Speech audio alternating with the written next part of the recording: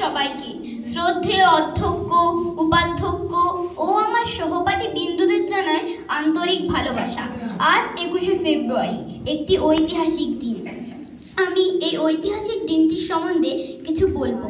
21শে ফেব্রুয়ারি ঐতিহাসিক দিন।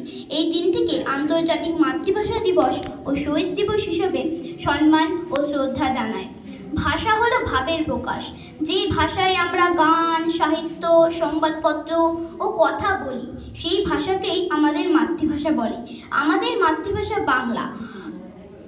আমাদের মাতৃভাষা অর্থাৎ বাংলা ভাষাকে রাষ্ট্রীয় সম্মান দিতে গিয়ে 1952 খ্রিস্টাব্দে 21শে ফেব্রুয়ারি ঢাকা বিশ্ববিদ্যালয়ের কিছু শিক্ষার্থী পুলিশের গুলিতে নিহত হন। এই মর্মান্তিক দুর্ঘটনাকে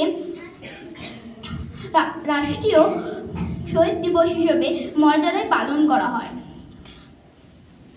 সেই সকল মহান ব্যক্তিরা হলেন আব্দুল সমাদ ও রফিক উদ্দিন আহমেদ, আব্দুল বরকত, আব্দুল জব্বার ও ওহিউল্লাহ নামে এক বালক নিহত হয়েছিলেন।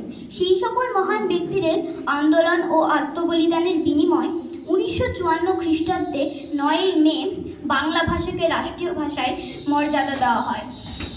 আমার ভাইয়ের রক্তে রাঙা 21শে ফেব্রুয়ারি, আমি কি তা ভুলতে পারি? সেই সকল মহান ব্যক্তিরা আমাদের মাতৃভাষাকে রাষ্ট্রীয় সম্মান দিতে গিয়ে শহীদ হয়েছিলেন। বিশ্বের প্রায় 23 কোটি মানুষেরই মাতৃভাষা বাংলা।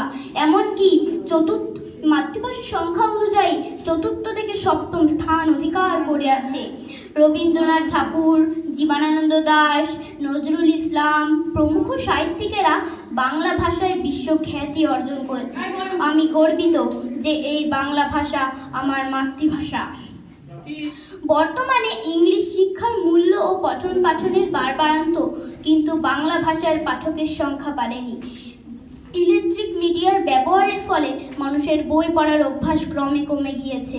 যাই হোক, 21শে ফেব্রুয়ারি এই বিশেষ দিনের বিশেষ অনুষ্ঠানে সেই সকল মহান ব্যক্তিরা আমাদের মাতৃভাষাকে রাষ্ট্রীয় সম্মান দিতে গিয়ে শহীদ হয়েছিলেন। মাতৃভাষা উদযাপনের সঙ্গে সঙ্গে তাদের স্মরণ ও শ্রদ্ধা জানিয়ে যাব। বাংলা ভাষার ঐতিহ্যকে যুগ যুগ এগিয়ে নিয়ে যাব।